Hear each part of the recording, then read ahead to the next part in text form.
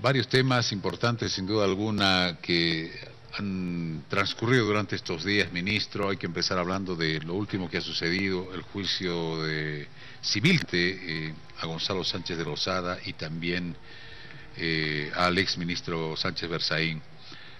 Se han hecho varias declaraciones esta jornada, donde se han mencionado algunos personajes, incluso se habla del presidente del Estado, Evo Morales, del vicepresidente, ministro.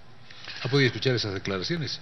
O por lo menos la información. Son de los más inverosímiles, ¿no es cierto? Primero, habrá que referirse necesariamente a los antecedentes. Estamos ante un caso de una masacre horrible, una de las páginas más negras en la historia de Bolivia, en la historia de la democracia, con seguridad la página más ingrata que como herencia esa acción de genocidio contra hermanos, hermanas del Alto, gente humilde, que en muchos casos protestaba defendiendo los recursos naturales, y en otros casos hasta personas inocentes que murieron en una terraza, uno mirando por la ventana porque quería ver un helicóptero por primera vez en su vida en el aire, etcétera.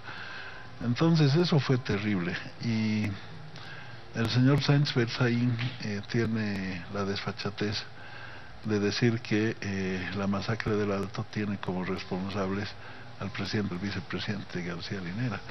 Esto sí que ya es absolutamente descomedido, ¿no es cierto? La masacre del Alto fue una decisión política del régimen de turno, fue una instrucción directa a las Fuerzas Armadas. ¿Por qué a las Fuerzas Armadas? Porque recordemos, en febrero del año 2003, por la misma imprudencia del señor Sánchez Berzaín, se había enfrentado a la policía con las Fuerzas Armadas en la Plaza Murillo. Una balacera, un fuego cruzado entre ambos estamentos del Estado que derivó en decenas de muertos, milicias. Entonces, como quiera que el régimen había generado una fractura con la policía, mandó básicamente a manejar el conflicto social en el Alto con las Fuerzas Armadas. Y obviamente se aplicó una estrategia de matanza colectiva. ¿Por qué? Porque el razonamiento del señor Sánchez Berzaín, un razonamiento maquiavélico, macabro, ¿no es cierto?, en ese momento, pensaba que mientras más muertos habían de la gente movilizada iba a retroceder. Entonces, la masacre del Alto fue planificada premeditadamente, fue ordenada. La responsabilidad directa es del presidente de entonces, Sánchez de Lozada, y el ministro de Defensa responsable de las fuerzas en ese momento, el señor Carlos Sánchez Berzaín. La masacre del Alto se produce en un contexto de agotamiento del modelo neoliberal que había dejado profunda pobreza, dependencia en el país, atraso. Las rentabilidades obtenidas por la explotación del gas, de los recursos estratégicos del Estado boliviano, era apropiada por las empresas extranjeras gracias a la política económica adoptada por el gobierno de entonces. La gente salió a protestar en defensa de la economía popular, demandando que se convoque una asamblea contra democráticamente transformar el Estado, y sobre todo exigiendo que el gas no sea vendido a precio de gallina muerta a través de Chile hacia Estados Unidos. Entonces, esos son los antecedentes y el contexto de la masacre. Lo más indignante es que el señor Sánchez Berzaín, que en las últimas 48 horas junto al señor Sánchez de Lozada, por fin son llevados a un estrado judicial.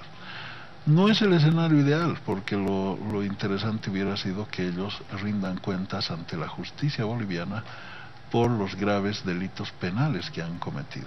Pero significativo, importante que un juzgado federal de Florida haya admitido ese proceso, y una ONG con apoyo de abogados de Harvard que defienden los derechos humanos se hayan constituido en la parte impulsora del proceso, apoyando a 9 familias víctimas.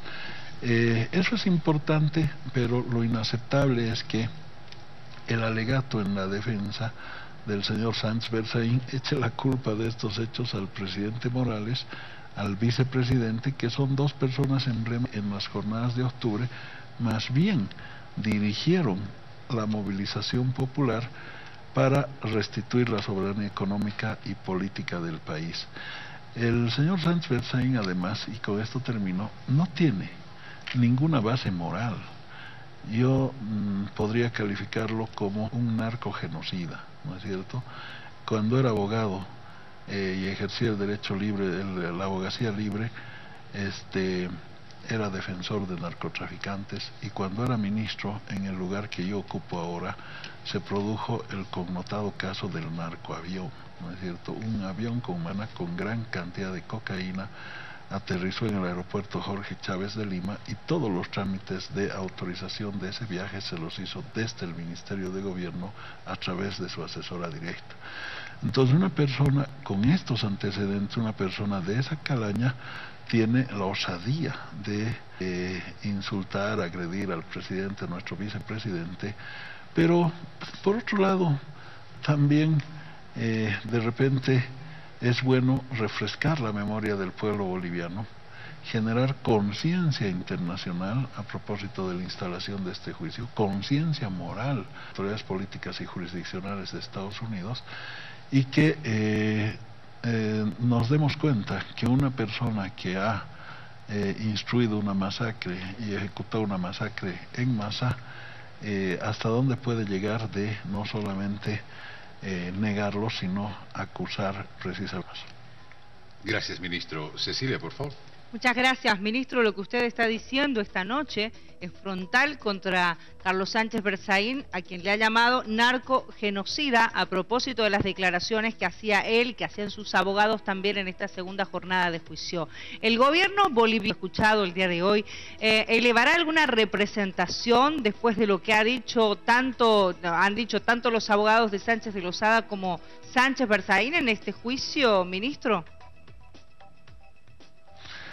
Lo vamos a evaluar, pero yo diría, Cecilia, que hay dos juicios. Un juicio en los sociales, en este caso un juicio civil, que está reclamando una indemnización por los daños civiles cometidos contra las familias víctimas, contra algunas de ellas, que es una buena base, un buen antecedente, porque si hay responsabilidad civil, bueno, se desprenderá conscientemente que una autoridad jurídica de Estados Unidos ha establecido responsabilidad jurídica vinculante contra un expresidente y un exministro del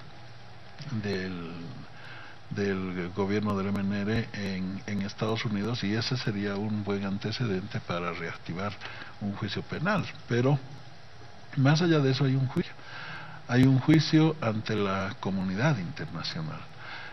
Se ha cometido un delito de lesa humanidad. El genocidio es un delito de lesa humanidad. ¿Y por qué es un delito de lesa humanidad? Porque no solamente hay 80 personas cuyas vidas se han perdido producto de las jornadas de octubre del 2003, sino hay una comunidad internacional que ha sido agredida. Porque el genocidio, como matanza masiva de personas, constituye la más grave agresión a los derechos humanos gestados por la internacional. Entonces, un delito de lesa humanidad ha agredido directamente a 80 familias víctimas, pero de manera indirecta al conjunto de la comunidad internacional, y ese es el juicio moral y el juicio ante la historia que tendremos que esgrimir ante la comunidad internacional. Ahora, ministro, si me permite, a propósito de lo que usted está manifestando, se ha solicitado en una primera instancia, recuerden ustedes, y creo que hasta 2 instancias, la extradición de Gonzalo Sánchez de Lozada, pero los argumentos jurídicos lamentablemente no eran lo suficientemente, diríamos, ni compatibles además con la justicia de los Estados Unidos, como para acceder, que la justicia en Estados Unidos acceda a un pedido de extradición. Pero un delito de lesa humanidad transgrede ya en el contexto internacional, es decir, cualquier tipo de justicia en el mundo tendría que tomar en cuenta. ¿Qué no se hizo eso antes? Sí, efectivamente, César, Cuando se ha intentado la acción de extradición es una acción jurisdiccional, no es una acción política, es decir, no la acciona el gobierno en representación de un Estado, lo tiene que accionar necesariamente el Ministerio en representación de la sociedad y el Estado boliviano. La Fiscalía ha hecho esfuerzos significativos a través de la gestión del fiscal Guerrero fundamentalmente, para lograr la extradición del ex presidente y sus colaboradores. Pero desde mi opinión como jurista, que lo que ha hecho la autoridad jurisdiccional de Estados Unidos en el trasfondo por una decisión política es responder con una chicana. ¿Por qué chicana? Porque Sánchez de Lozada, Berzaín y demás están siendo procesados en Bolivia y acusados por varios delitos, ¿no es cierto? Genocidio, homicidio culposo, resoluciones contrarias a la Constitución, asociación delictuosa, una serie de tipificaciones. La respuesta de la autoridad jurisdiccional de Estados Unidos ha sido que no se puede aplicar el tratado de extradición entre los dos países porque no hay compatibilidad entre el sistema penal de Bolivia y el sistema penal de Estados Unidos.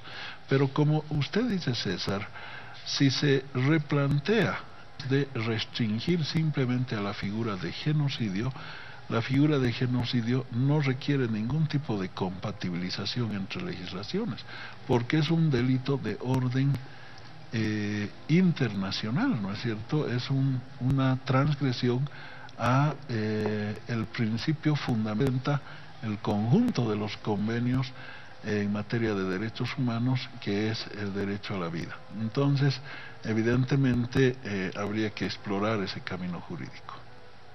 Bien, Cecilia. Ministro, si bien este es un juicio civil que podría derivar efectivamente en un resarcimiento con las víctimas de octubre de parte de Goni y Sánchez Berzaín, que puede llegar a ser millonario inclusive, abre la posibilidad de que dependiendo del fallo de lo que decida el jurado en este proceso civil en los Estados Unidos, abre la posibilidad o abre la instancia de que se siga el juicio por la vía penal para ambos, es decir, que puedan responder no solo por lo civil, sino también por la vía penal, porque sería un precedente contra ellos. Desde mi punto de vista, sí, Cecilia.